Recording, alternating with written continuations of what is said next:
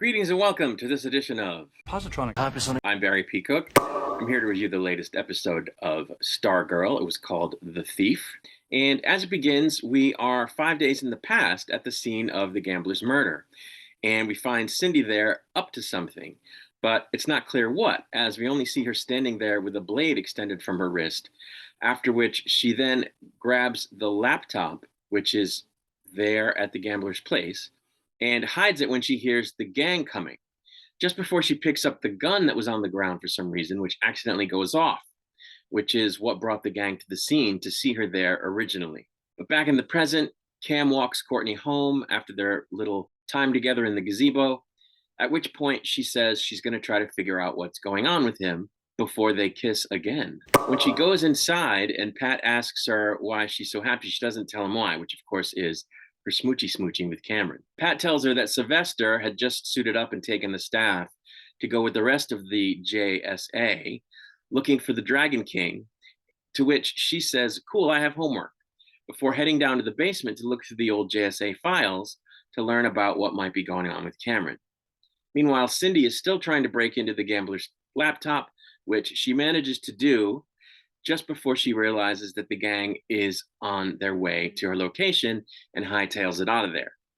Starman, WILDKATT, and HOURMAM find their way into the ISA meeting room where she was working, at which point Sylvester goes a little aggro when he sees a portrait of the ISA on the wall. Later, Sylvester can't sleep, so he starts polishing the silver at Courtney's house.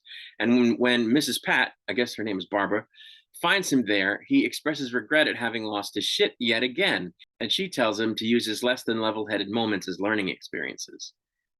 Later, he talks with Mike about how Mike going after Calypso with the rest of the gang was brave, and how as a kid, no one believed in him either, before explaining that he's going to scope out Dragon King's hidden labs that he had learned about in the past.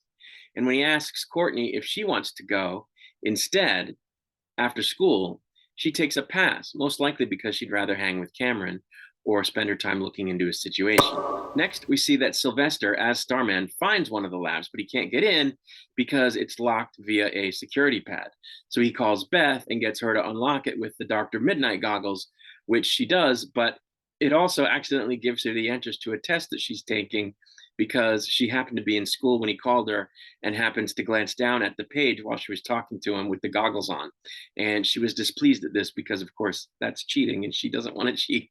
There then was a very funny scene in the diner with the Crocs and Pat and Barbara, where the Crocs explain that they've been looking into the murder of the gambler on their own and that they did so by dangling the people that owed him money over a bridge or whatever until they told them that he had paid them back as well as, having paid the Crocs back, and that being good guys these days has been good for their marriage and has supercharged their sex life.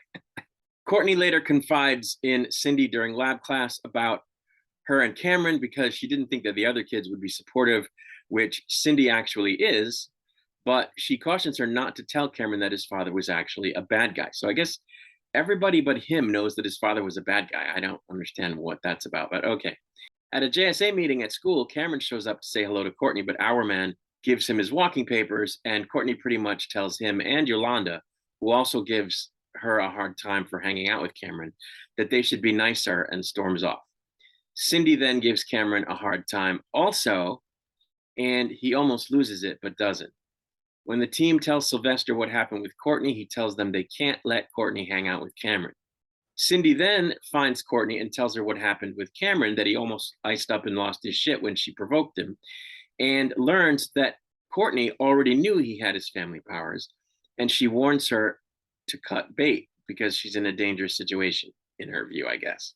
When Sylvester finds out that our man, Rick, is having trouble fixing the hourglass, he explains to him that it has a limiter on it, which keeps it from working for more than an hour, and that if what's malfunctioning is the amount of time that he can stay strong, that the inhibitor being broken might explain that, which of course induces Rick to think that all he has to do is remove it and that it'll work limitlessly, which I think is probably a bad idea given that there was a limit placed on it by the guy who built it. We see that Beth has to tell her parents to dial back their enthusiasm for her work with the JSA because she doesn't want them getting so close that they get hurt like others have in the past when the JSA was operating previously with the other heroes. Cindy somehow winds up at the same lab that Sylvester found and goes rummaging around in there looking for answers, but we don't know to what. Probably has something to do with the fact that she's growing scales. Meanwhile, Yolanda sneaks into Cindy's room at Cindy's house and is also looking for something. Cameron and Courtney, meanwhile, share a moment in front of a fireplace at his house, and he makes her a miniature version of a part of an ice hotel that she's been showing him from a book, while explaining to him that maybe someday, if he learns to use his abilities, he might be able to make something like that. Right before the episode ends, we see that Yolanda finds the gambler's laptop in Cindy's room and vows to kick her ass.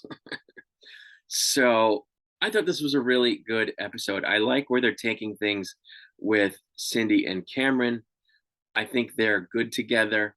I, of course, love a redemption story, and Cameron doesn't so much need redemption as he needs to find himself and to get out from under the shadow of his past. And I really want that for him because he seems earnest about wanting to do that.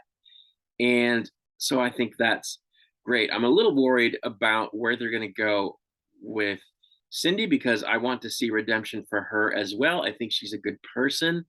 I think she wants to do good. And I think it would be a shame if they end up not redeeming her, if they end up allowing her to go back to being bad. So I hope they don't do that. We'll have to wait and see.